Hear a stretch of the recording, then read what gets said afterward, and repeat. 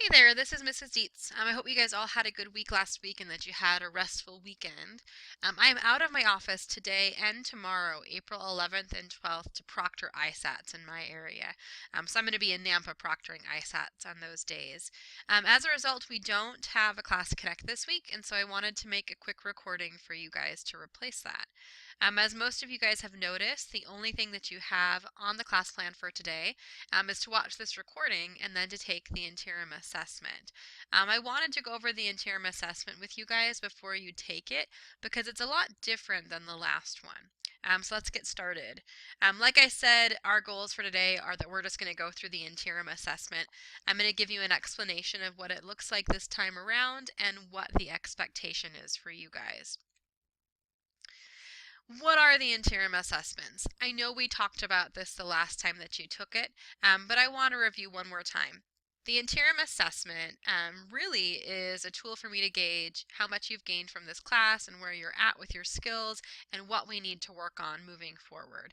So the purpose is really to measure what you've learned so far this semester. It shows me what your strengths are, and then it also shows me what we need to work on as well. As a result, it is super, super, super important that you put your best foot forward and that you try really hard on this assessment. I know that the next, 6 weeks are going to be pretty hectic with ISAT testing. And by the end of it all, you guys are going to be all tested out, I'm sure. But despite all of that, it is really important that you budget a good amount of time for the interim assessment and that you really just try hard.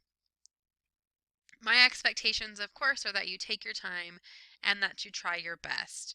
I want this to be a true reflection of your abilities and who you are and where you're at in English 204. Okay, here are a few tips for this time around, and a lot of these you guys can use across the board on other tests. Keep positive.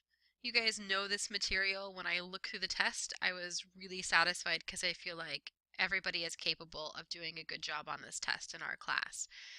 Don't rush through it. Definitely budget time in. You probably want to budget at least an hour. Honestly, maybe an hour and a half. But you want to budget in enough time to be able to finish it in one sitting. Make sure you always read the entire question carefully. If you're not quite sure what the question is asking, oh no, I don't know what I'm doing. There we go. Whew, okay, if you're not quite sure what the question is asking, read the entire question carefully, reread the question, reread the passage if you don't understand it. Go back into the reading passages to find answers. In fact, sometimes it's good to read the question first and then read the reading passage. Then you have kind of a focused reading and you know exactly what you're looking for. Make sure you use context clues to define unknown words. Look over your test before submitting it, especially on this test, because all of this test is going to be written answers. So every question is going to require a short written answer or a performance task where you have to give me a longer answer. Make sure you have a scratch sheet of paper and a pencil or a pen next to your desk, or Microsoft Word pulled up on your computer so you can take notes. And then make sure that you take your time and that you're confident, like I said earlier. You guys are more than capable of doing well on this test. I was really satisfied when I saw it because I know that you guys have these skills down. Okay, this is what you can expect from this particular interim assessment, and it is a lot different from the third one that you guys took. You will have 6 sources to read about nuclear energy. Then you'll have 6 short answer questions that are worth 3 points each, and 1 performance task that's worth 10 points. All of the questions deal with the 6 texts that you read about nuclear energy. So there are no multiple choice questions in this test. It's all short answer questions and then the performance task at the end, which is a longer writing piece that you have to complete. For the short answer questions, to receive maximum credit on the short answer questions, you must do the following. You need to answer the question completely. You need to have at least 3 to 5 sentences, complete sentences. You need to use evidence from the text in the form of examples and direct quotes. Now make sure that when you take an example from the text and it's word for word that you do put the quotation marks around it. But you must have evidence in your answer in the form of examples and direct quotes. You also need to use correct punctuation, grammar, and spelling.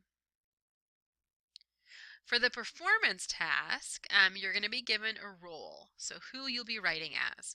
and you'll also be given a task, what you're writing. This will help establish your purpose as a writer. So pay really a close attention to who you are and what the task is that you need to complete. Your writing task will require you to write an argument, and you'll be graded on the following things. You'll be graded on your statement of purpose. So I'm going to be asking kind of these questions that are here. How well did you clearly state your claim on the topic, maintain your focus, and address the alternate and opposing claims? How well did your ideas logically flow from the introduction to conclusion using effective transitions?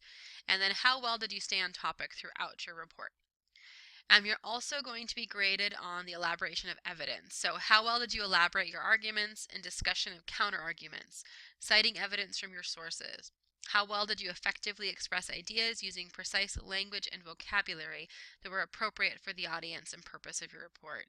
And then lastly, how well did you follow the rules of usage, punctuation, capitalization, and then spelling? There will be a rubric that is provided to you inside of the test. Make sure you read through that rubric really carefully to see how you'll be scored. That rubric is very similar to what is used on the ISAT when you have a performance task on the ISAT. So it's very important that you read through the rubric and then you make sure that you meet all of the expectations and requirements that you can earn maximum points and do your best. This test will be graded.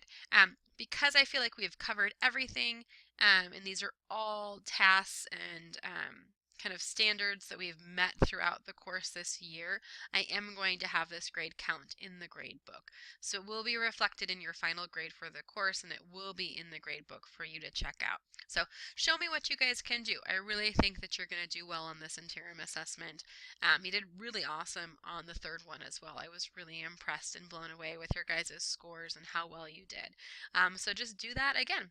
Take your time and do your absolute best, and I think that you guys will do wonderfully. Okay, what is next for the week? Number one, take the interim assessment. It's on the class plan for today. Like I said, make sure you have an hour to an hour and a half to give, and if you don't, then make sure you budget that time in later today or tomorrow morning so that you get that taken care of. Number two, work through your assigned lessons for this week. Number three, complete all graded assignments for the week. And four, make sure you stop by Live Help if you have any questions. I do want to just point out that the interim assessment is only available for 2 weeks. And so after those 2 weeks are up, you're not able to access it. And so if you want to get full points, it needs to be taken this week. And then if you end up taking it next week, you'll get 50% off. So my suggestion is make sure that you knock it out of the park this week and complete it. I would like to see those results as soon as possible, and I want you to get full points. So make sure that you get it done this week, preferably today. Okay, if you guys have questions, like I said, stop by Live Help. I hope that you guys have a wonderful week, and I will see you guys on Monday.